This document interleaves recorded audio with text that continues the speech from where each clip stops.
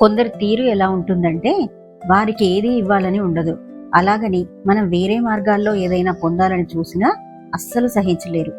ఇలాంటి స్వార్థపూరితమైన లేదా సంకుచిత మనస్తత్వాన్ని ఉద్దేశించి మన పెద్దలు చెప్పిన పదునైన సామెతే అమ్మ పెట్టా పెట్టదు, అడుక్కు తినా తిననివ్వదు అని.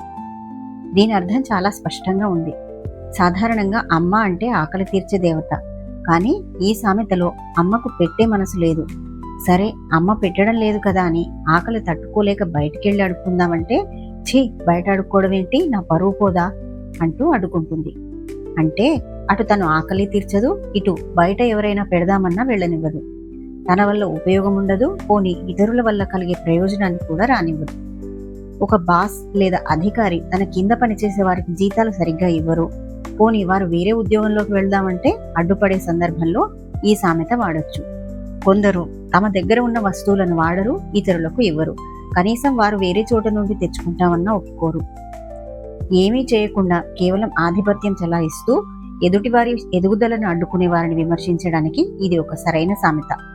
చేతనైతే సాయం చేయాలి, లేదంటే పక్కకు తప్పుకుని దారివ్వాలి.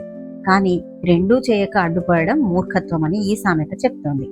ఈ సామెత మీకు నచ్చినట్టయితే ఒక లైక్ వేసుకోండి. మరిన్ని మంచి సామెతల కోసం నా ఛానల్ని సబ్స్క్రైబ్ చేసుకోండి. Thank you.